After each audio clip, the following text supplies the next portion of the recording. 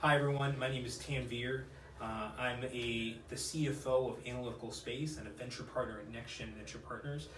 Shapers. I'm currently a Republican staffer on Capitol Hill. Prior to Capitol Hill, I worked for a couple different conservative free market advocacy organizations, and I think the way that I came upon my sort of political beliefs and ideology is that I'm a son of immigrants. Both my parents are immigrants from India. My dad came here with very little and felt like the United States was the only place in the world where you could really do or be anything that you wanted, so long as you set your mind to it. And it really was those sort of free market principles that made that possible and has made America the engine of opportunity that it is today. I've been fortunate to experience that firsthand. Be able to share with you a conversation we're going to be having, talking about how conservatism relates to the World Economic Forum. So I think it's probably helpful here at this point just to talk about what we mean when we say that we're conservatives, right? That word has, for one thing, it's vague by nature, but it gets thrown around a lot. And I think it's changed a lot, whether or not you or I actually like the fact that the definition of what that means has changed. And so I guess, how would you describe, you're somebody who has spent time in Washington, but you don't work day to day in politics. How would you describe your sort of political philosophy, ideology? Yeah, when I think of conservatism, for me, at a basic level, I think about self-reliance, self-empowerment, the ability to kind of seek opportunity. A set of timeless principles that have proven themselves to improve lives for generations, right? And that's principles that have to do with human interactions outside of just yourself, that have to do with free markets and property rights and the rule of law, but then even the sort of values that we instill in each other at home, that your families instill in each other, that create strong families, strong communities, strong institutions that form sort of naturally, right? Whether it's it's churches, or today it's Rotary clubs, or it's whatever sort of binds people together voluntarily. These voluntary associations have really created unimaginable wealth and prosperity here in the United States. And then I think what's something that that the Shaper community and the World Economic Forum community can really value is that ideals that were at the core of American conservatism are really uplifting the world more broadly, in the past 30 years than really in any other period in human history. And that's when you talk about these timeless principles, like the rule of law, property rights, free trade, free markets, right? Those basic concepts have actually done more to rid the world of global poverty. We've seen these numbers that global poverty has plummeted over the past 30 years. Those principles that I would argue are sort of part and parcel of American conservatism have done more to lift people up even than the billions of dollars in foreign aid or government programs or any of the innumerable amounts of private charity that people have graciously given. It is those core concepts of conservatism that are really improving the world. I think the challenge we face here is making sure that America remains sort of that, what did Reagan say, the shining city on a hill for the rest of the world, and in doing so, make sure that we're keeping, those ideas front and center here in the United States. And so I guess, what do you see as somebody who's in the private sector, just when you watch sort of casually, or casual observer, I guess, of politics after having spent some time here, what do you see as the biggest threats and opportunities that we face? Yeah, absolutely. I want to just go back and touch on a few things. I think you're absolutely correct. I think one of the most timeless things about human beings is we have this fundamental need to connect. We are fundamentally social creatures. We need bonds, we need to form communities, we're human beings are only limited in the number of social connections and communities we can be a part of. And voluntary associations like we have at our World Shaper Hub in DC and with your churches, with your schools, with your coworkers, those are the things that not only make life are essential for your life, but those are the things that people make life enjoyable. It's why, so I really see the conservatism as the idea that we have not only the power within ourselves to achieve meaningful changes and make a meaningful impact on the world, but also that by doing those things and forming bonds and having these organizations like the World Economic Forum, we're really not only able to achieve so much more than we could of ourselves, but we're also making those bonds that makes life worth living. Yeah, and I think you touched on, so you mentioned the word innovation. Yeah. Obviously that's at the core of what your company does. And I think when we talk about these sort of voluntary associations, it's kind of a vague term, but what that actually does is those voluntary exchanges are better than any, as far as we're concerned as conservatives, better than any central planning could do to create innovation and to solve problems, right? And ultimately people look to politics for that reason, right? To solve problems. And we have these debates over sort of what the role of government should be in solving those problems. By and large, we err on the side of what we've seen over hundreds and hundreds of years is when left to our own devices, mankind is able to form those voluntary associations to address problems, create innovation, and move society forward and uplift all people. We've seen that, small example, if you look at, it's not that long ago that Henry Ford was building the Model T, and now you all are launching satellites into space. The human innovation is capable of doing that. I think some of the challenges that we're facing now that have to, that get to the core of issues like, our tax policy, our trade policy, energy policy, immigration policy, any of these things is, what problems are they solving, what problems are they addressing, and people's, prioritization of those problems seems to be shifting a little bit, which is, in one sense exciting because it means we're moving forward, but also in one sense concerning because a lot of the reaction seems to want to pull us backwards away from some of these ideals that have brought us this far. Absolutely. I think the work that you do as a policy advisor on Capitol Hill, and then the past work you did at Americans for Prosperity, kind of running their policy nationwide, you guys are kind of essentially kind of building the sandbox that, we're people in the private sector are limited by the sandbox and the way the structures you kind of lay out, because we can only operate in what kind of government allows us to do. And I think having folks who have opportunity minded, they're trying to see how we can, realizing that sometimes you can't really predict impacts if you make a policy change, and sometimes not inaction, but being mindfully cautious about if we, just because there's a challenge in front of us, what are the challenges that might come, what are the next 3 that might come after that if we do this? And we're extraordinarily built off the back. I mean, American innovation would not exist. The Vanderbilt wouldn't have built a railroad, and the fiber line wasn't been built that allows your iPhone in your pocket to work if it wasn't for the policy and the foresight of our political leadership to kind of create that environment to allow that to happen. It is, and I think I like that analogy of the sandbox, right? Because people always people in both parties like to use this phrase of government creating jobs, right? Government doesn't create jobs. Government, every dime that the government has was taken out of the more productive private sector of people's own investments into their own, their own businesses, their own sort of ideas, their own engines of the economy. What government can do is create that sandbox in which they make those investments, and I think that sort of the first principle, almost like medicine, is for government should be to do no harm, right? What is the most hands-off approach that government can take while maintaining, basic health and safety, the rule of law, and so on? Our cops, our firefighters, our military, and so on. But that too often doesn't seem to be the approach anymore, right? Whether it's for any reason that people who are concerned about poverty want tax rates to be this way, or they want that program, or it's, even on the other side, now we see, we need to shift the way we approach free trade, because it seems like we're losing jobs based on our trade policy, when in reality it might just be sort of more innovation, more creative destruction, right? That's the same reason that we don't have people that make horse and buggies anymore, right? Yeah. We have people that make pickup trucks, and then tomorrow we're gonna have people that make driverless cars, and so on. And so people, I think, we need to, as conservatives, I think, sort of reclaim the mantle in which we are delivering an agenda that can address problems that people are concerned about today, rather than the ones that they were concerned about a couple decades Absolutely. ago.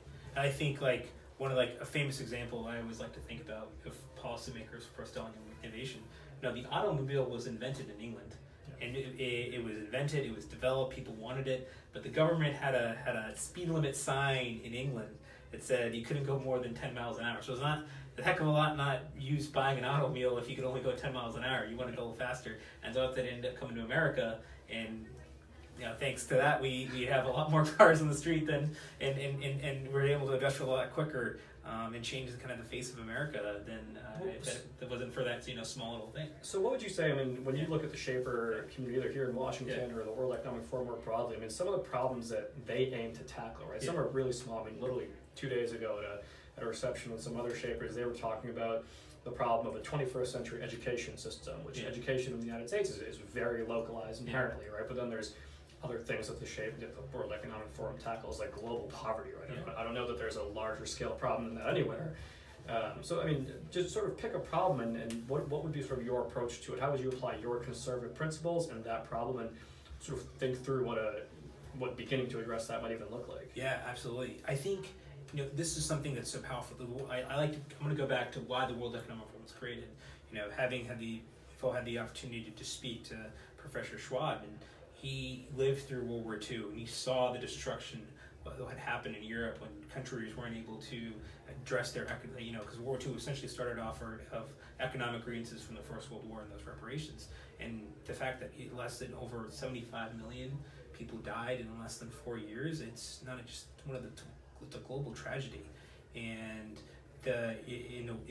Professor Schwab saw that and started off as an academic conference, and now turns into one of the foremost gatherings of world leaders and policymakers.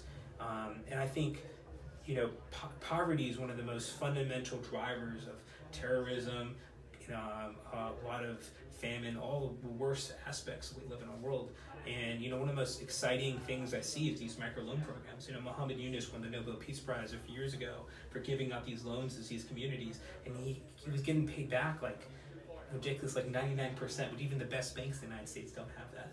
And he was literally just giving these monies to help start these like small basic businesses, like people creating a water washing pot business. And although it may seem simple to us, like that changes communities. Like that's fundamentally transforms of how those communities were not only by creating more opportunity and more income and more opportunity, like more better life for them, but like fundamentally changes people, giving people dignity, giving people a sense of pride for themselves. Ultimately, the world's not measured in how much money you're making. The world's measured in how much pride and dignity people have.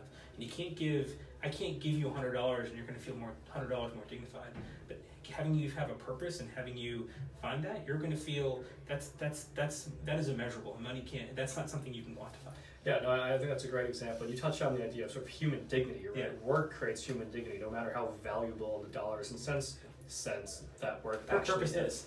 Much more so than, I think there are probably communities you can look at in more developed parts of the world where people work less and they're probably less happy than they are. You go to some of these parts of the quote unquote third world in India and sub-Saharan Africa and so on. I would venture to imagine that in places where people are doing productive work, where they feel like there's more dignity, that people are probably generally happier, right? Than they might be in places where work isn't quite as valuable. So I think that instilling that idea is something that can do more to address global poverty than almost anything. Of course, the manner in which we facilitate that work, right? I mean, sort of the basic standards that we've now created about child labor laws and so on are important, right? And that's sort of us raising standards as a global society, I think are important. But, more and more, I think it's increasingly important that we continue to make this case about ideas like, why is the private sector the best engine of prosperity in the world, right? So why is free trade, unencumbered free trade so important? Why is keeping government regulation to a minimum so important? Because it allows for these things, right? It allows for the free flow of capital, which allows for investment, which allows for job creation, which allows for people, to bear the fruits of their own labor and so on. So I agree. I think global poverty is an interesting one that's obviously important to the global shapers, and I would love for us as conservatives, as American conservatives, sort of next generation, and I don't mean 2 years from now to the next presidential election, I mean 5, 10, 15, 20 years from now, to draw that connection, right? That it's our principles being applied throughout the world that are improving people's lives, and we should take pride in that, not retract from that. Mm-hmm. We should take pride in that and make sure that we're communicating that message here at home, and making sure that we're instilling those values in our own public policy here in Washington and across the states. Absolutely. And I think what you touched on is this like global impact of that conservatism and free trade happens. And so I was thinking of an example that reminded me of that. I think it took the normal like dial landline phone. I think 100 years before it reached 100 million people. Facebook took, I think, less than 10 years to reach 100 people. Airbnb or Uber took less than 5 years to reach 100 million people. The fact is, first telephone was invented in like the mid to late 20th century, right? There's not a lot of globalization happened then. But the fact is, now we live in a world where if you have a good idea, you have a specialized service, or you have some unique value add, you're not just constrained by the 300 million people who live in America. You can tackle the 7 billion people who live in the world, and not only because that should be a moral, right? Because it's not just about the dollars and cents for more customers. It's that you're sharing that no nation should kind of hold the innovation that can be so meaningful and change people's lives and be effective. Just why should only one country be able to take advantage of that? By spreading out the world, we all of our standard of living is increased by that. Yeah, no, I think that's exactly right, and just look at the way we can criticize social media for what it's done here and that kind of thing, but I mean, objectively, a net benefit for people that live thousands and thousands of miles away from one another is quite amazing. And I think the sort of other piece of that we talked about, so like poverty is one, right? That that whether it's government welfare or people's own charity can make people materially less miserable, right? That you can make somebody better tomorrow than they are today based on what you give them, right? Just sort of basic necessities. But to really create human dignity and create a path forward and a ladder upwards, it does take some of these concepts, these principles that we've talked about. You mentioned another one while we were sitting down and setting up is climate change, right? Yeah. That's been in the news more, I think, in the past couple of weeks than it was for the couple of years before then. Something that our generation, because we're such a globalized generation, takes very seriously. We're now seeing the politics of that issue play out, not just in the United States, but even in France, across the world. Do you think that there is sort of a free market conservative approach to that, or do you think that by nature does require the sort of heavy hand of government to solve? I think it's a partnership, right? I think this is a collective problem, and I'm a CFO, so I think of as a term, every kind of CFO business person is called gross versus net. So gross, if you think Richard Branson has a great explanation of this. Gross is you imagine you're in an ocean and it's all the fish you could possibly catch, right? And net is actually the fish you catch in your net. It's what you get to eat, right? Gross is we tend to, in the world, as just in the media, we tend to talk about economic indicators and data of how the state of the world is in gross terms, per capita GDP or overall GDP, and those are great indicators, but those don't go in your paycheck. Those don't go. You can't buy things with gross numbers. Net is what you actually get to keep. So a lot of businesses, if you're a return on CNBC or Bloomberg, will talk about, they achieve this much money in gross profit. Or usually that's a big inflated number, but it doesn't account for all the things that they have to pay for their labor and their rent for their office space and all their expenses. So it really matters at the end of the day, like how much money does the company actually get to keep? And so I think what on the climate change part is we have a lot of solutions that talk about the growth that can maybe solve the gross problem. Right, but ultimately, climate change has to function as how do we have to solve it from there has to be a gross indicator that we're actually making meaningful differences, but we all have to make net contributions. We all have to somehow all the things that we do ourselves have to somehow equate to this big growth number, and so I think the only way to really do that is essentially it takes all of us to essentially participate. Just some sort of public-private partnerships. I think as a policymaker, I'd love to learn a little more about. Yeah, I think one of the interesting challenges within that challenge is you brought up different examples of capitalist innovations. One of the things we value as conservatives in the free market is choice, right? That you should have the choice to choose Uber instead of a taxi. That we believe you should have the choice of where to send your children to school, the choice of what company of shoes to buy, and so on. And choices sort of drive innovation, right? And I think what generally we've seen as innovation drives prosperity is the most prosperous countries tend to be the cleanest. However, I think sort of the flip side of that is where I was going with the problem within the problem, right? Which is that the largest, most polluting countries are China and India, right? The reason is, those are they have some of the poorest people on Earth, and overwhelmingly, they've embraced fossil fuels, coal particularly, right? Sort of burns dirtiest. Coal is doing more to help people get onto that ladder of prosperity in those countries, right? Because it's abundant, affordable, reliable energy that you need to heat your home and cook food and have boil clean water and so on. And so that's a challenge, right? That those countries we, here in the United States are fortunate to be in a position where we can worry about something like climate change, right? A lot of people across the world aren't worried about those things. And so you talked about the sort of all-in approach that everybody all across the world is going to have to be in on this problem. They're going to have a different sort of approach to it than we are, right? Is it realistic to ask them to curb their emissions from coal when they're trying to lift 1 billion people out of poverty? Maybe, maybe not. That's a judgment call that the global community has to make. Here in the United States, are there decisions we can make? Of course. What I'm excited to see, I think, is two things. So one, I think there are, at the end of the day, individual choices that we can make without the hand of government, even just to sort of respond to climate change. I think one of the things that as we see a lot more of these floods and hurricanes and so on, like, should we be encouraging people to live in flood-prone areas or hurricane-prone areas and so on?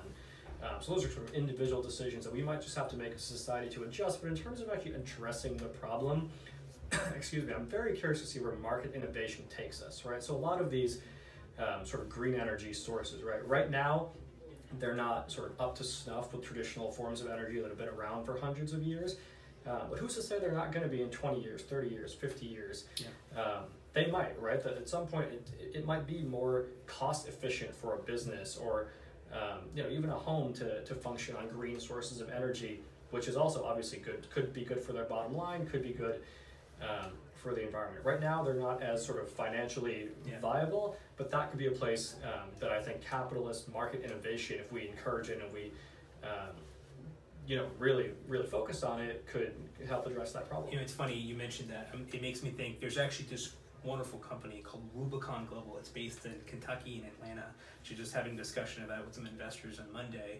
And what they're doing is essentially they're like the Uber for recycling. So if I have a bunch of trash, and it's actually started by a conservative, a guy who is big affiliated with Rand Paul, a guy named Nate Morris, and he was affiliated with he helped was on the George W. Bush re-elect campaign. Came upon this idea that a lot of businesses have a lot of trash.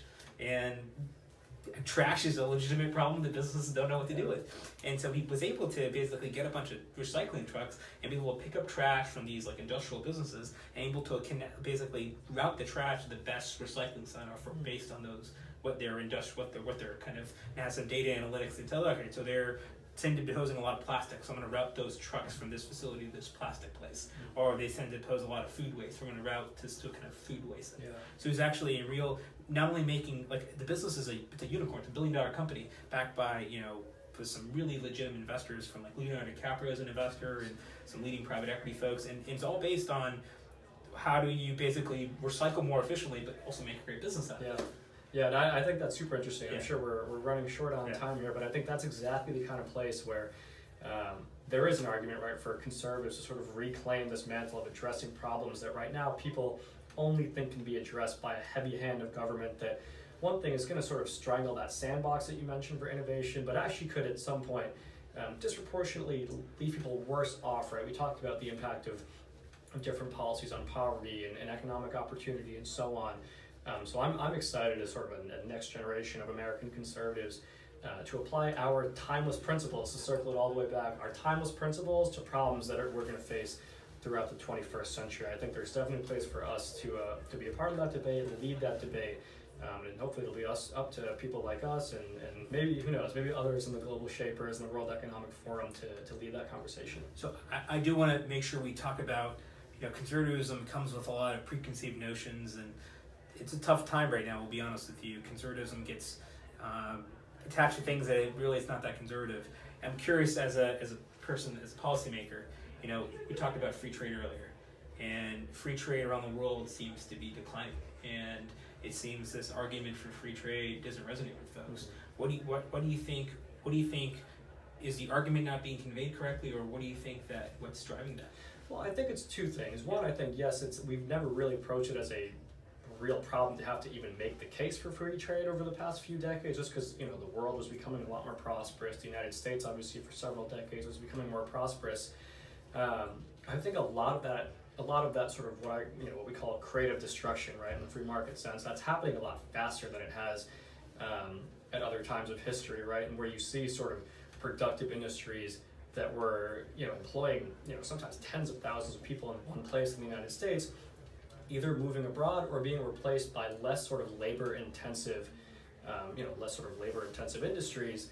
That's a cause for concern. If you work in one of those industries, your grandfather worked in one of those industries, your family in one of those industries, I think sort of what we need to do, and obviously I'm not somebody who has all the answers, and it's going to be people like you who are on the innovation side, who are going to be the ones that are able to explain this in any given industry, is when something gets replaced, there are still, there are actually going to be a net increase in sort of the amount of value created, right? Value creation only moves forward in a free market economy.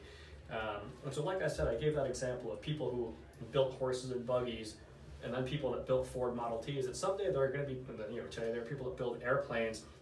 We're going to need people who build driverless cars and driverless trucks and those scooters that are all over cities now. Like, who saw that innovation coming a few years ago? And so I think there is really always going to be a place to have that balance between free trade and globalization and innovation, but then also that sort of the dignity of work that we talked about in a foreign sense, but it's just as important here in the United States. I think that's a challenge that we just have not previously taken as seriously in terms of a communication message, and getting that message to the people it really needs to get to, which are people outside of Washington, New York, Boston, Los Angeles, and San Francisco. Absolutely. I think that's a really good kind of note as we kind of wrap up here, because at the end of the day, I think the free trade argument ties back, and some of the perils of free trade, why I think we are in a state of the world right now where it's not as popular, is I think we've lost the human dignity aspect of it. Right? At the end of the day, conservatism is about human dignity.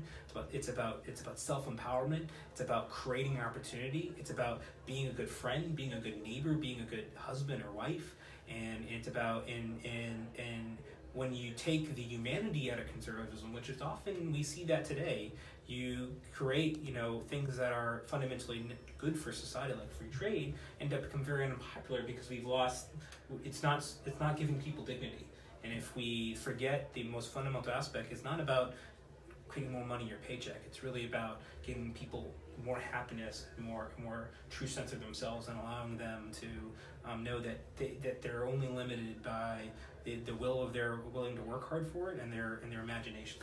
Yeah, I think that's exactly right. I think the last note I would end on is that our conservative ideas need to get back to instilling sort of those first principles of, we talk about opportunity, prosperity, human dignity, and again, community, faith, family. Those are timeless values that ultimately do leave everybody better.